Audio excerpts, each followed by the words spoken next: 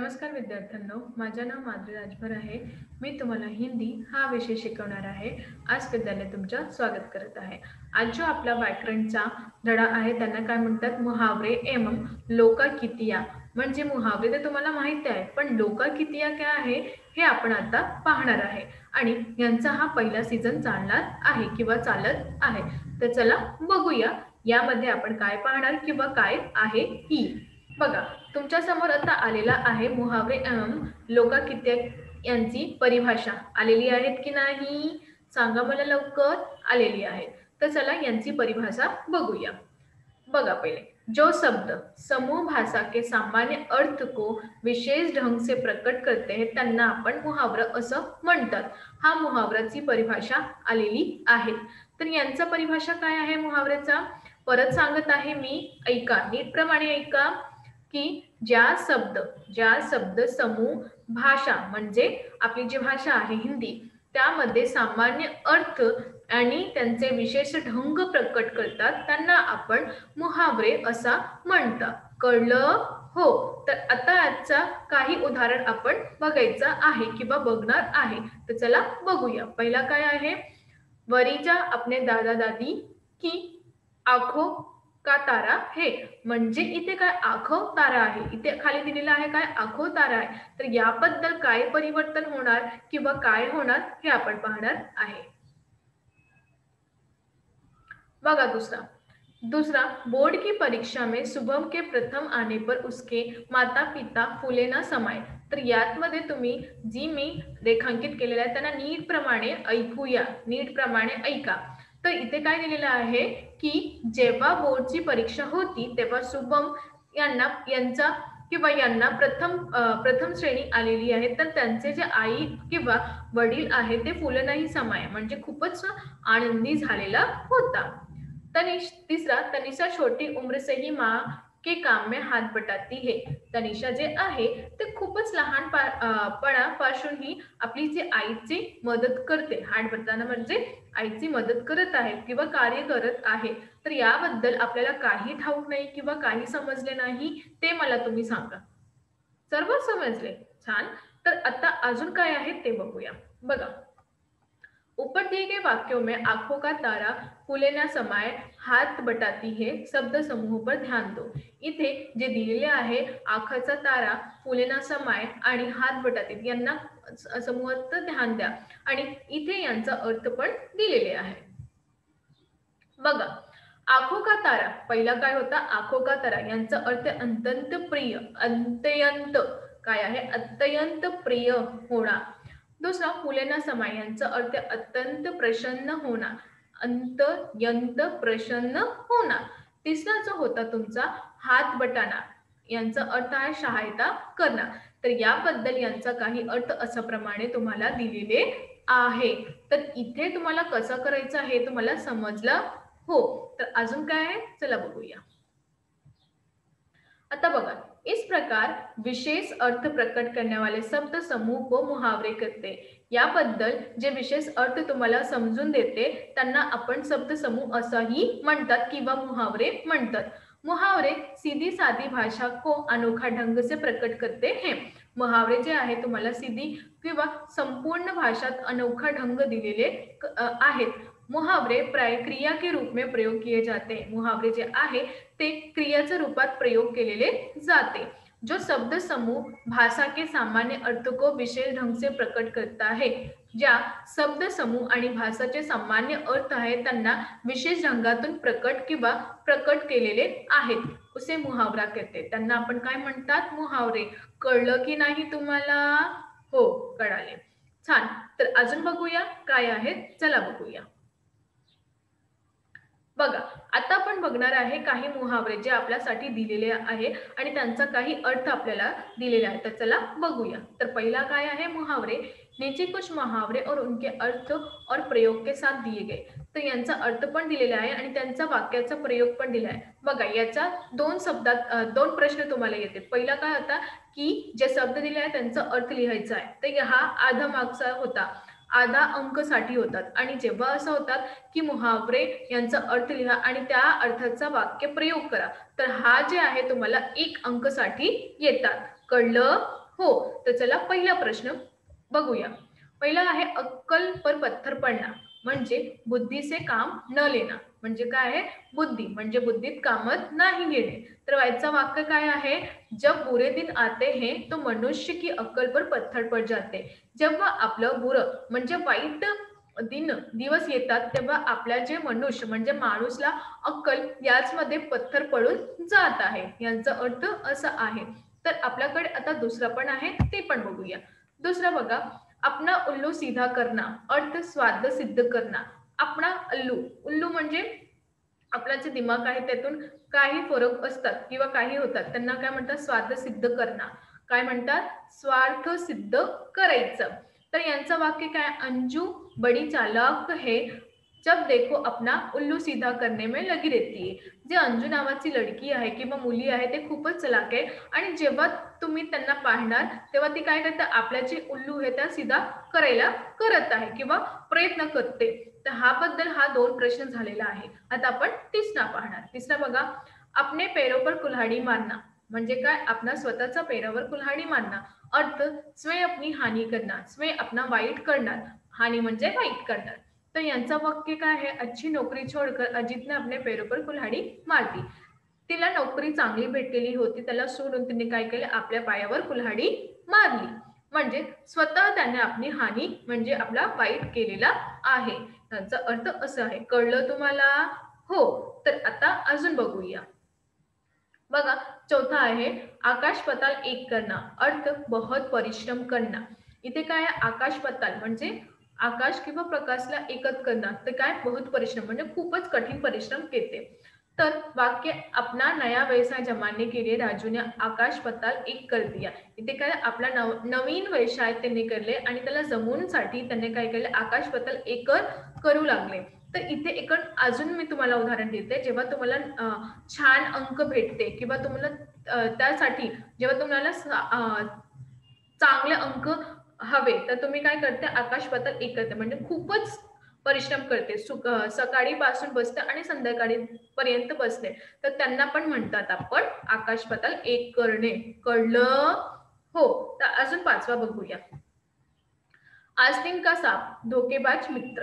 जेव्हा तुम्हाला धोकेबाज मित्र भेटतात त्यांना म्हणतात आस्तीन का साप. यांचं वाक्य बघूया.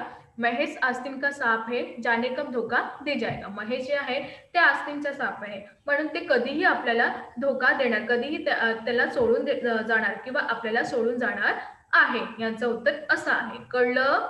हो. तर चला अजून बघूया. बघा, आता तुमच्या समोर आलेला आहे सहावा. आंखें भर आना, अर्थ आंखों में आंसू आना. आंखें भर आना यांचा अर्थ काय? डोळ्यातून आंसू होणे. वाक्य, माँ ने परीक्षा के दिनों में बबलू को खेलने जाने से मना कर दिया तो उसकी आंखें भर आई. जेव्हा तुमची परीक्षा होती त्यातून तुमची जे आई म्हणजे बबलूची आई त्यांना खेळत जाण्याला मना केले तर त्यांचा हा ऐकून त्यांचा डोळ्यात अश्रू आला. याचं उत्तर अशा प्रमाणे आहे. आता सातवं बघूया. आंखें दिखाना, अर्थ क्रोध से देखना. आंखें दिखाना म्हणजे क्रोधातून दिसणे. वाक्य, अमिता ने स्नेहा को उसके झूठ के बारे में बताया तो वह आंखें दिखाने लग गई. म्हणजे तुमचे जे झूठ तुम्ही बोलता त्या कळाले आहे, लोकांना कळालेले आहे म्हणून ज्यांनी बोलले की हा खोटं सांगतात त्यामध्ये त्यांनी काय केलं? त्यांना डोळे दाखवले. तर यांना म्हणतात आंखें दिखाना. आता आपला कडे जे आहे आठवा, आंखों में धूल झोंकना. याचा अर्थ काय? धोका देणं. तर आंखों म्हणजे धूळ झोंकणे म्हणजे याचा अर्थ काय आहे? धोका देणं. तर याबद्दल इथे जे वाक्य दिलं आहे, डाकू खडक सिंग बाबा भारती आंखों में धूल झोंककर सुलतान को ले गया. तर इथे काय? डाकू खडक सिंग आणि बाबा भारती हा दोघं मिळून काय करले? डोळ्यातून धूळ झोकून सुलतानला घेऊन गेला. तर असा बद्दल हा आठवा प्रश्न आलेला आहे. आता आपण नववा बघूया. आंखों से ओझल होना, अर्थ दूर चले जाना. जेव्हा आपल्या डोळ्यासमोर कोणी राहतात आणि ते दूर होऊन जातात त्यांना म्हणतात डोळ्यातून खूप लांब गेले. तर यांचं वाक्य कसं आहे? गोली की आवाज सुनते ही जंगल में हिरन जे आहे त्या आंखों से ओझल हो गए. जेव्हा गोली याची आवाज ऐकला तर हिरण जे जंगलात राहत होते त्यांनी लवकरच आंखोत म्हणजे डोळ्यातून भागले. डोळ्यातून समोर होते उभे आणि जेव्हा यांना आवाज आली, बंदूकची आवाज आली त्यातून त्याने डोळ्यातून बाहेर आपल्या डोळ्या समोर होते उभे आणि तिथे भागून गेले. तर अशा प्रमाणे याचं उत्तर असंही दिलेले आहे. आता आपण 10वा बघणार. ईट से ईट बजाना, अर्थ बुरी तरह नष्ट करना. ईट म्हणजे जी ईट आहे त्यातून ईटातून मारते, तर त्यांना काय बुरी तरह नष्ट करणे. तर यांचा वाक्यप्रयोग बघूया. चला. शिवाजी ने मुगलों की किलो की ईट से ईट बजाती. शिवाजी यांनी काय केले, जे मुघलचं किलो होतं त्यांना काय केले, ईटातून ईट मारले आणि ते भिजून गेले. तर अशा प्रमाणे असं यांचं उत्तर आहे. आता 11वा बघूया. ईद का चांद होना, अर्थ बहुत कम दिखाई पडना. ईद का चांद होना म्हणजे म्हणजे बहुत कमी दाखवते किंवा नाही दिसत आहे. तर याप्रमाणे जेव्हा मी एक उदाहरण देते, जेव्हा तुम्ही तुमचं जे मित्र आहे ते काही दिवसात नाही येतात, तर तुम्ही काय बोलता, अगं आलं ग ईदचं चांद. तर यामध्ये असं प्रमाणे आहे की जे लोक कमी दिसतात त्यांना म्हणतात आपण ईदचा चांद. वाक्य, नेहा तो आजकाल ईद का चांद हो गई. तसेच तुम्ही नेहाबद्दल तुमच्या कोणत्याही मित्राचं नाव लिहा आणि सांगा की आजकाल ते दिसत नाही, ते ईदचा चांद झालेली आहेत. कळलं की नाही तुम्हाला? सांगा लवकर मला. कळाले? छान. आता बघा इथे 12वा. उलटी गंगा बहाना, अर्थ नियम विरुद्ध करना. ज्याचा नियम असतात त्यांना विरुद्ध करायचं असतं त्यांना म्हणतात. वाक्य, मैं तो उम्र में आपसे बहुत छोटी हूँ, मुझे नमस्कार करके आप उलटी गंगा बहारे. जेव्हा आपल्या वयाचं कोणी कमी होतात आणि त्यांनी आपला नमस्कार म्हणतात, तर त्यांना आपण काय म्हणतात की तुम्ही उलटी गंगा वाहताय, कारण की मला तुम्हाला नमस्कार करायचा होता, तुम्ही मला नमस्कार केले असा. आता 13वा. काटे बिछाना, अर्थ बाधाएं उत्पन्न करना. वाक्य, उसका कभी भला नहीं हो सकता जो दूसरों के लिए काटे बिछाता है. म्हणजे इथे ज्या लोक आपल्यासाठी नाही जागतो किंवा आपल्यासाठी नाही करते, दोघांसाठी करते, त्यांना म्हणतात की दुसऱ्यासाठी काटे बिछवत आहे. 14. खुशी का ठिकाणा न रहना, अर्थ अत्यंत प्रसन्न होना. याचा वाक्य आहे, 10वीं की परीक्षा में जिले में प्रथम आने पर पल्लव के माता पिता की खुशी का ठिकाणा न रहा. खूपच आनंदी झालेला होता कारण की तिचा जो मुलगा होता ते प्रथम आलेला आहे याबद्दल. 15वा. गले का हार, अर्थ बहुत प्यार.